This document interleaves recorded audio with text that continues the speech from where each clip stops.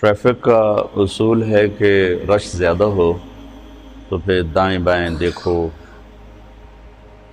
سیدھے ہاتھ کے شیشے میں دیکھو، الٹے ہاتھ کے شیشے میں بھی دیکھو، جو تمہارے سامنے شیشہ ہے اس پر بھی دیکھو اور سکرین پر بھی دیکھو۔ ڈرائیور کو 4 جگہ پہ اپنی نظر کو گھمانا پڑتا ہے، کیونکہ ادھر بھی رش ہے، ادھر بھی ہے، پیچھے بھی گاڑیاں ہیں، آگے بھی گاڑیاں ہیں۔ ادھر نہ ٹکر ہو، ادھر نہ ٹکر ہو، پیچھے سے کوئی آ کے مجھے نہ مار دے، آگے میں کسی میں نہ مار دوں، لہذا اس کو یوں یوں یوں کر کے دیکھنا پڑتا ہے، اور تب جا کر وہ سلامتی کے ساتھ اس رش سے نکلتا ہے، ورنہ دائیں بائیں آگے پیچھے سے کہیں نہ کہیں ضرور ٹکر ہو جاتی۔ تو ایک دفعہ خود میں نے گاڑی مار دی تھی، وہ نہر پر میں تھا، تو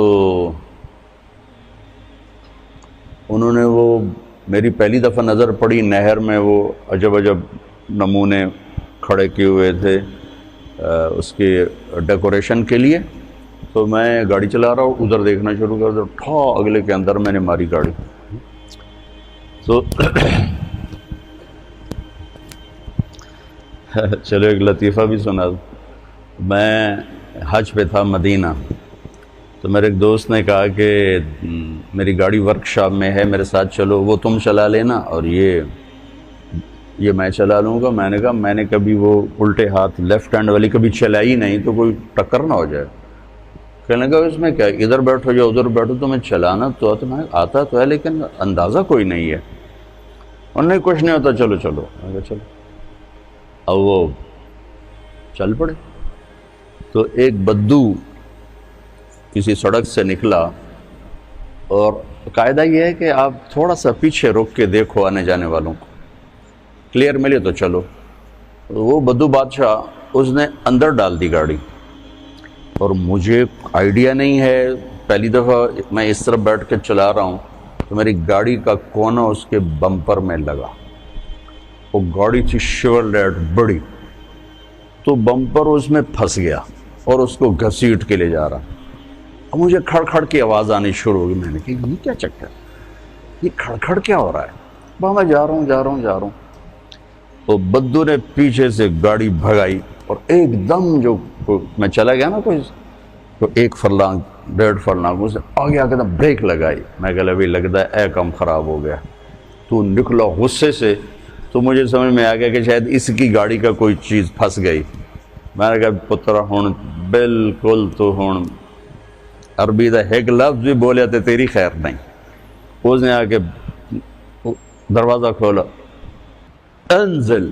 میں کہا حاجی پاکستان۔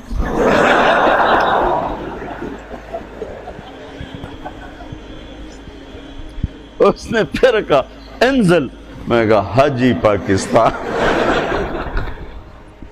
اور وہ غصے میں شروع، میں کہا حاجی پاکستان۔ اخیر وہ ہنس پڑا، کہنے لگا جاؤ۔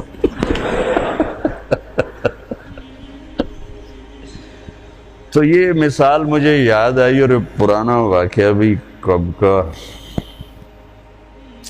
92 کا ہے یہ واقعہ۔ یاد آیا آپ کا رش دیکھ کر کہ اب ٹریفک زیادہ ہے، اب آپ کو بہت احتیاط سے آپس میں چلنے کی ضرورت ہے۔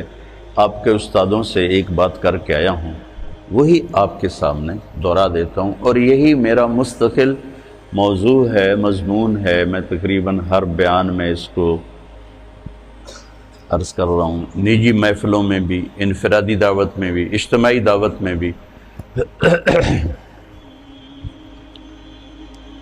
کہ معاشرے کی جو خوبصورتی ہے اس کا تعلق نہ علم سے ہے نہ عبادات سے، اس کا تعلق اخلاق سے۔ عبادات ہماری بنیاد ہیں، اس مسجد کی بنیاد نہ ہوتی تو یہ کھڑی نہ ہوتی، لہٰذا عبادات کی اہمیت ایک اور لحاظ سے کہ وہ ہماری بنیاد ہے۔ آپ کی نماز اچھی ہونی چاہیے، خوبصورت ہونی چاہیے، آپ کو تہجد کا شوق ہونا چاہیے، آپ کی عمر ہے کہ اس میں آپ اپنی نیند سے لڑ سکتے ہیں، اپنے آپ سے لڑ سکتے ہیں۔ ہماری عمر تک پہنچتے شاید پھر آپ چاہیں بھی تو نہ کر سکیں، لیکن ابھی اپنے آپ کو، میرا رائمنڈ میں داخل ہونے کا جو شوق تھا نا، اس کی وجہ ایک طالب علم تھا، وہ تہجد مسجد میں آ کے پڑھتا تھا. تو مسجد میں بس آپ سے بھی کم لوگ ہوتے تھے. آپ تو میں نے سنا 400 ہو گئے ہو، تو وہ 250-300 ہوتے تھے 1971 میں. ممکن ہے آپ سب کی پیدائش سے بہت پہلے کی بات ہے. وہ آ کے تہجد مسجد میں پڑھتا تھا اور اتنی خوبصورت نماز پڑھتا تھا کہ اس کو دیکھتے دیکھتے میرا دل کیا کہ میں بھی رائمنڈ کے مدرسے میں داخل ہو جاؤں. حالانکہ میری تو اس کے نہ کبھی سلام دعا اور نہ کبھی کوئی اس سے گفتگو. وہ تو جب رائمنڈ میں داخل ہوا تو اس کا پتہ چلا، سخی جان اس کا نام تھا اور افغانستان کا تھا وہ. تو اس کی خوبصورت نماز نے مجھے اس بات پر اندر ہی اندر تیار کیا کہ میں رائمنڈ میں داخلہ لے لوں.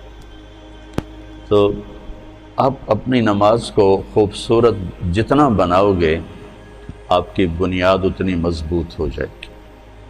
نماز میں سستی ہوگی، جماعت کی سستی ہوگی، تکبیر اولیٰ کی سستی ہوگی تو وہ بنیاد کمزور ہو جائے گی. ہمارے ایک دوست تھے، دوست نہیں بزرگ تھے، میاں فضل احمد، بڑے ذمہ دار تھے. تو سارا دن مصروف رہتے تھے اپنی زراعت میں، کھیتوں میں. ایک دفعہ مجھ سے کہنے لگے، مولانا صاحب 18 سال ہو گئے میری تکبیر اولیٰ قضا نہیں ہوئی. 18 سال ہو گئے میری تکبیر اولیٰ قضا نہیں ہوئی. تو آپ تو ہیں ہی ایک چار دیواری میں، آپ کی کبھی رکعت جا رہی ہو، کبھی تکبیر اولیٰ جا رہی ہو. پہلی صف تو یقیناً چھوٹی سی ہے لیکن شوق تو ہو کہ پہلی صف ملے. تو یہ اس میں کمزوری آپ کی بنیاد کو کمزور کر دے گی. تو لہٰذا ایک تو بیس بنیاد آپ اپنی نماز کو خوبصورت بنانے کی کوشش کرو. یہ آپ کے کردار پر بھی اثر انداز ہوگی. ان الصلاۃ تنہی عن الفحشاء والمنکر ولذکر اللہ اکبر. اللہ تعالیٰ نے نماز کو ذکر اکبر کا، نماز یہ اللہ کی یاد ہے، سب سے بڑی چیز ہے. تو نماز ہماری بنیاد ہے. پھر قرآن کی تلاوت، اس میں بجری بھرنے والا، سیمنٹ بھرنے والی، لوہا بھرنے والی چیز ہے.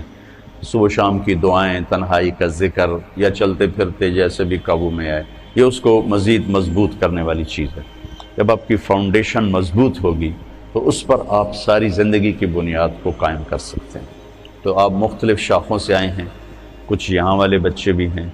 عمر کا وہ حصہ ہے جس میں سستی، غفلت بھی ہو جاتی ہے اور کبھی مزاج بھی غالب آ جاتا ہے. سستی نہیں ہوتی، غفلت نہیں ہوتی، مزاج غالب آ جاتا ہے اور اس میں تکاسل شروع ہو جاتا ہے. تو میں آپ سب بچوں سے یہ گزارش کروں گا کہ اپنی نماز کو خوبصورت بناؤ. نماز کا خوبصورت ہونا آپ کے پوری زندگی کے کردار پر اثر انداز ہوگا. جو اللہ کے نبی نے فرمایا، جعلت قرۃ عین فی الصلاۃ، میری آنکھوں کی ٹھنڈک ہے نماز. تو اس کو آپ بنیاد بناؤ.